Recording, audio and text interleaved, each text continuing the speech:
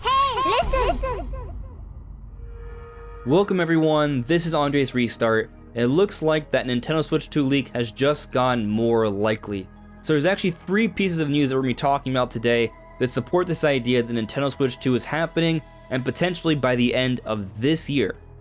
So firstly, a common leaker, a reputable leaker on Reddit known as Factory Uncle that has a history of leaking things in terms of hardware and stuff during the manufacturing process, has been banned. And they were banned at the request of Nintendo. If this is truly the case, then this may mean that Nintendo is trying to clamp down on this potential leaker, because they may actually leak the Nintendo Switch 2 itself before they're ready to show it off and announce it, and this could impact sales for, say, for example, the Mario Day Switch that was just announced, or maybe a Zelda Tears of the Kingdom OLED that might be coming out a month or 2 from now as well. So it is interesting that we're seeing Nintendo starting to clamp down on these potential leakers. Moving on to the next bit of information here that's probably more supporting of the idea of the Switch 2 leak being legitimate has to do with the Riddler. So the Riddler is someone who's known to be a pretty reputable Pokemon leaker. They always get it right, but they tend to dish out this information in riddles and hints. And recently they've come out and said that there will be terrestrial forms in Pokemon Scarlet and Violet. And the reason this is relevant is because another leaker said that there will be terrestrial forms a bit beforehand, and this is the person that leaked out all the details for the Scarlet and Violet expansion pass before it was announced, and this information included something on perhaps a graphics enhancement patch coming out alongside DLC 2 for a new Nintendo Switch, and later they clarified that it would be for a next generation system, and also that there would be terrestrial forms. So the Riddler here is supporting this information. All the information that this person has been providing is continually being proven to be true. So it strengthens the idea that, yes, there is going to be a graphics enhancement patch for Pokemon Scarlet and Violet to come out alongside the second wave of the DLC that's slated for winter 2023. Now, something I want to clarify on here, winter 2023, while that may be the official release timing from Pokemon Company, that does not mean it's coming out in 2023. What it suggests is that it'll come out in that season. So winter 2023 starts in 2023, hence why you call it winter 2023, but it may still be sometime in January or February. So perhaps we don't see this DLC come out until the next Pokemon Day, February of 2023.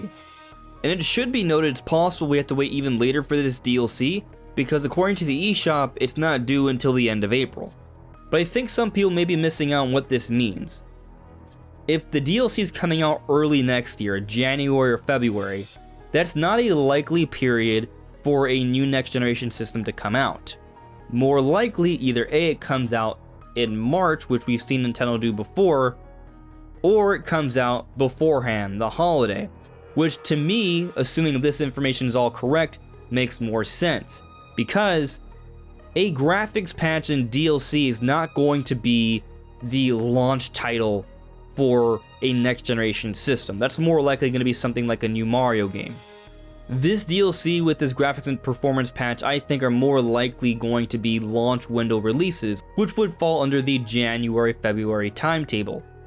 Now, it is also possible that Game Freak may take more than a year to finish out the expansion pass, and this thing comes out around March, and that's when the Switch 2 comes out, or maybe there's something lost in translation, and while that may be when they're working on it, perhaps it comes out later. Like, these are possibilities. We shouldn't 100% assume that, yes, Switch 2 is coming out this year, but it does support that idea.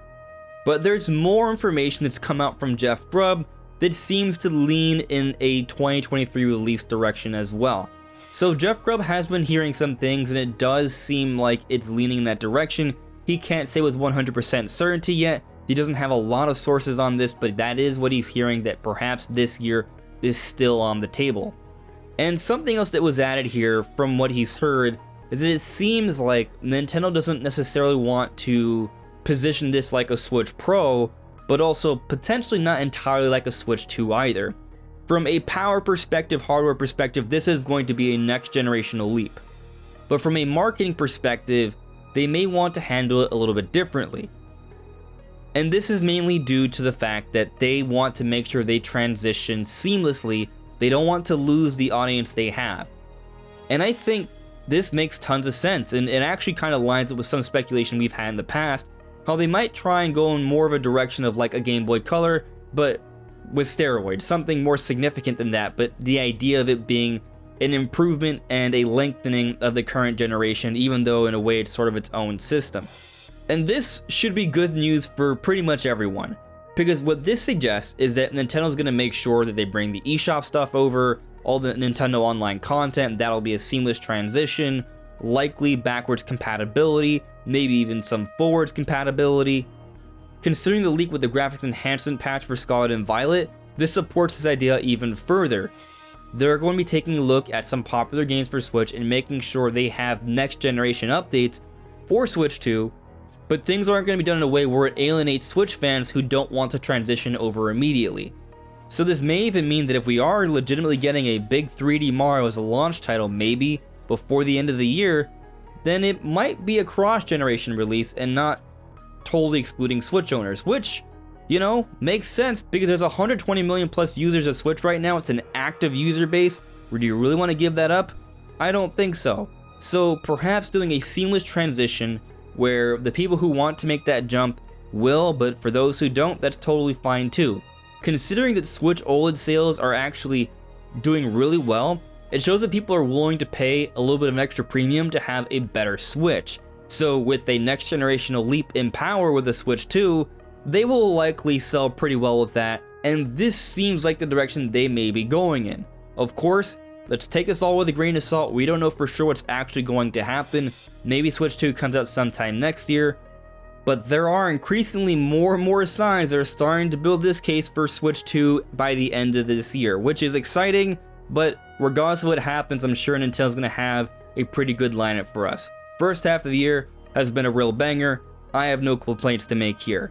But what do you guys make of all this information? Let me know in the comments below. Anyways, everyone, this is AndresRestart. Thank you so much for listening and watching, and I'll see you all really soon. Take care. Bye.